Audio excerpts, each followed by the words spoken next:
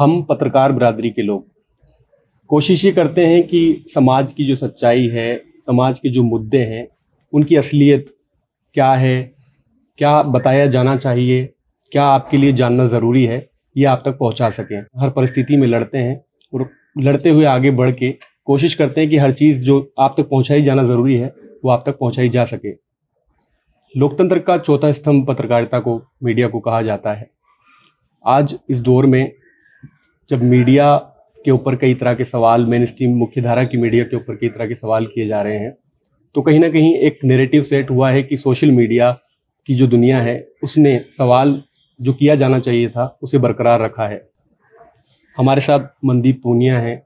आप अच्छे से मनदीप पूनिया को जानते हैं कि जो कुछ पिछले हफ्ते, एक पूरे हफ्ते के अंदर गुजरा, जो कुछ हुआ आपको अच्छे से मालूम है। आज इसी सवाल पर चर्चा करने के लिए हमारे साथ हैं। हम उनसे बात करेंगे और कई सवालों के जरिए जानना चाहेंगे कि क्या क्या इन पिछले दिनों में उनके साथ बीता है। पहला सवाल हमारा यही है मनदीप आपसे कि क्या हुआ था, असल शुरुआत कहाँ से हुई और क्या क्या इस दौरान आपने महसूस किया? देखिए, ये 30 तारीख की बात है। हम किसान मजदूर संघर्ष कमेटी के स्टेज के पास थे, उनकी प्रेस कॉन्फ्रेंस अटेंड करने जा रहे थे। तो तभी हम देखते हैं कि जो माइग्रेंट वर्कर्स कुंडली जो इंडस्ट्रियल एरिया है उसमें काम करते हैं, दिल्ली की तरफ आ रहे थे। तो बैरिकेड के पास पुलिस वाले उनको लगातार गालियां दे रहे थे उनको और वापस भेज रहे थे। तो वो हम उसकी वीडियो हम रिकॉर्ड करने लग गए। जब वीडियो रिकॉर्ड कर रहे थे तो पुलिस वालों ने हमें जो मेरे साथ एक पत्रकार थे धर्मेंद्र, उनको बुला लिया कि एक बार इधर आना, प्यार से, और बुला के उन्होंने सीधा उसको खींच लिया। साथ में ही जब मैंने कहा कि आप एक पत्रकार के साथ ऐसा मत करिए, तो उन्होंने फिर एकदम से आवाज आई कि ये रहा मनदीप पूनिया, और 2-3 पुलिस वाले मुझे भी खींच ले गए। और फिर वहां पर लाठियां बरसाई उन्होंने और एक टेंट में लेके गए, वहां पर भी हमारी पिटाई की। उसके बाद गिरफ्तार करके हमें इधर उधर घुमाते रहे और एक पुरानी सी बिल्डिंग में ले गए। उस थाने का नाम पता नहीं है मुझे, लोग कह रहे थे कि वो थाना था, पर मुझे पता नहीं कि कौन सा थाना था। वहां पर रखा बहुत टाइम। फिर उसके बाद करीब 1:40 पे मेरा मेडिकल करवाया, और वो भी तब करवाया जब 12 बजे के आसपास उनको पुलिस वालों को वो जो वीडियो थी मेरी जो वायरल हो रही थी वो दिख गई थी, जिसमें मुझे गिरफ्तार कर रहे थे। उससे पहले तो ऐसे बात कर रहे थे कि इसका अरेस्ट हम दिखा देते हैं, कहीं से और से दिखा देते हैं, कहीं रेड लाइट एरिया से दिखा देते हैं। लेकिन जैसे उनको वीडियो का पता चला तो फिर उन्होंने मेरा मेडिकल करवाया 1:40 पे अम्बेडकर हॉस्पिटल में। तो उसके बाद 3:30 बजे मुझे समयपुर बादली जो थाना था उसमें हवालात में मुझे बंद किया, और सुबह फिर करीब मेरे वकील आए, सुबह मेरे परिवार वाले मिले। तो इस बीच रात को जब मेरे को गिरफ्तार किया तभी मैं बात करना चाह रहा था अपने घर वालों से, पत्रकार साथियों से, लेकिन उन्होंने बात नहीं करने दी। और घर वालों को और पत्रकारों को भी गुमराह रखा। वो बेचारे अलीपुर थाने घूम रहे हैं, कभी किसी थाने घूम रहे हैं, उनको भी नहीं बता रहे थे। तो और फिर वकीलों को कहा गया कि 2 बजे हम इसको कोर्ट में पेश करेंगे, लेकिन मुझे वो 1 बज के ही कुछ मिनट पे ही मुझे कोर्ट में पेश कर दिया। और मेरे जो वकीलों था उनको गुमराह रखा और उनको पहुंचने भी नहीं दिया गया। तिहाड़ के जो जेल के जो वो था गेट था उसी पे उन्होंने रोक लिया, फिर मुझे तिहाड़ में भेज दिया गया। अंदर जब आप तिहाड़ में गए, वहाँ क्या महसूस किया आपने? किस तरह का फियर था, किस तरह का डर था वहाँ पे?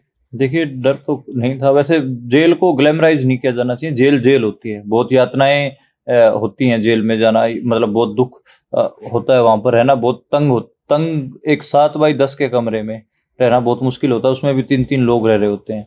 तो देखिए यातना तो होती है। लेकिन जब गया मैं तो कैदी जो साथी थे और जो बंदी थे वो बहुत मतलब उन्होंने पहचाना मुझे और कहा कि मनदीप पूनिया है ये, इस पत्रकार को खामखा उठा लाई है पुलिस, वो रिस्पॉन्स था। दूसरा, मुझे जिस चक्की में बंद किया गया उसमें किसान थे, तो किसानों से बातचीत हुई। तो मुझे पता, पहले मुझे लग रहा था कि मैं विक्टिम हूँ, लेकिन उनको देख के लगा कि वो ज्यादा बड़े विक्टिम हैं, कि वो तो आम किसान है। उनको मार्केट में गए थे वो नरेला की, में वहां से उनको उठा लिया और उनको मेरे से ज्यादा मार रखी थी। उनको उनके कमर पे निशान, पैरों के निशान, ज्यादा मोटे मोटे नील के निशान थे। वो वाकई भयानक वो था। एक चीज जो बहुत चर्चा में है अभी इस वक्त आपको लेकर, आप जब तिहाड़ से बाहर आए तो एक चीज का जिक्र किया गया कि आपने वहाँ तिहाड़ के अंदर भी रिपोर्टिंग की, वहां से भी आप कुछ चीजें लेकर आए। क्या था ये?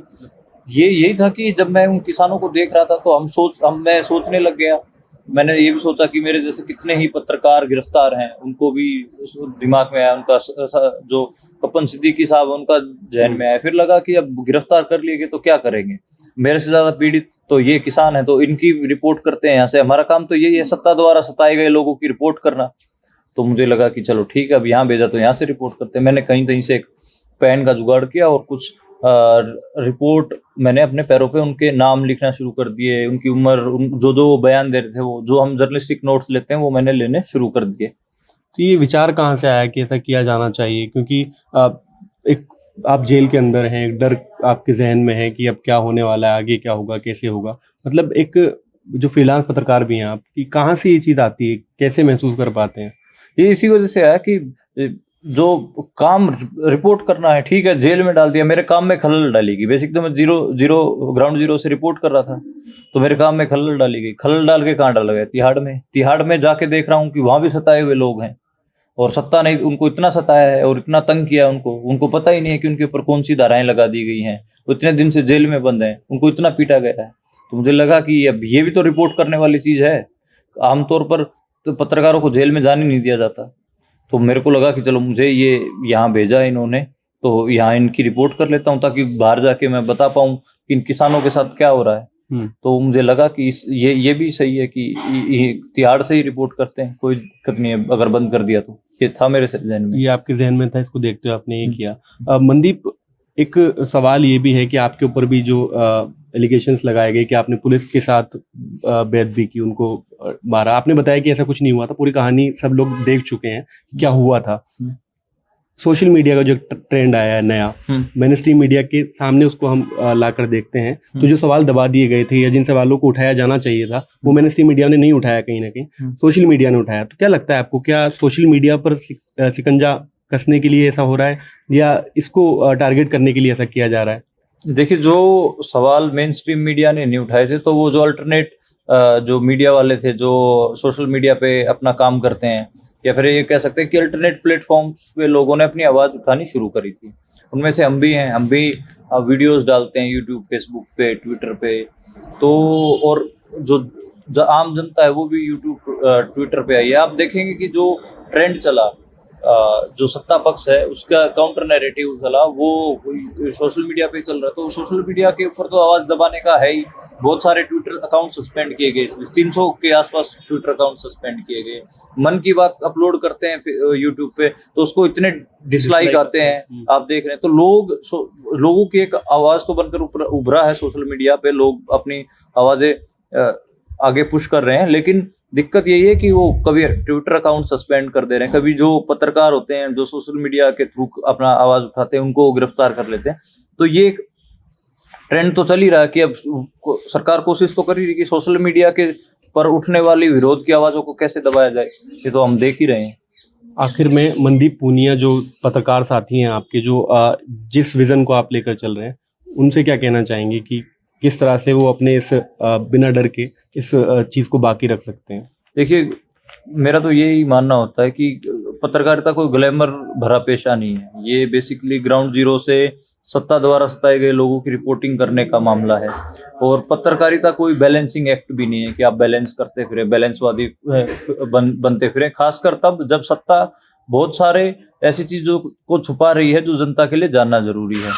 तो बैलेंसिंग एक्ट करने की कोई जरूरत नहीं होती जब सत्ता कुछ छुपा रही होती है। तो जो छुपा रही होती है उसको जनता के सामने लाना होता है और ग्राउंड जीरो से रिपोर्ट करते रहना होता है। ये सबसे ग्राउंड जीरो से रिपोर्ट करना जोखिम भरा और मुश्किल काम है, लेकिन पत्रकारिता के लिए सबसे जरूरी काम है। तो इस सबसे जरूरी काम को करते रहना होता है। आपको कोई भी परिस्थिति हो, पत्रकार लोग करते ही हैं ग्राउंड से रिपोर्ट, चाहे बाढ़ आए या फिर गांव ज्वार से करना हो, आदिवासी इलाकों से करना हो, तो हर जगह पत्रकार करते ही ग्राउंड रिपोर्ट। तो वो करते रहना चाहिए। हमें इस चीज से बिल्कुल डरना नहीं चाहिए कि कैसी परिस्थितियां क्या हैं। यही हमारा काम है, यही करते रहना चाहिए बस। और जब हमें दबाने की कोशिश की जाए, हमारे कलम पे अटैक हो या फिर हमें रिपोर्ट करने से रोका जाए, तो हमें दोबारा से मजबूती से रिपोर्ट करना चाहिए। और वो जो हालात बनाए जा रहे हैं उन हालातों के ऊपर भी रिपोर्ट करना चाहिए। Thank you. हमारी बात मनदीप पूनिया से हो रही थी और उनका ये कहना है कि जो पत्रकार आज फील्ड में हैं और जो कुछ कर रहे हैं, वो अपने इस करने को बरकरार रखें, क्योंकि सवाल जब तक जिंदा रहेगा तब तक लोकतंत्र जिंदा रहेगा। इस वीडियो को देखने के लिए बहुत बहुत शुक्रिया। शेयर कीजिए, ज़्यादा से ज़्यादा लोगों तक पहुंचाइए।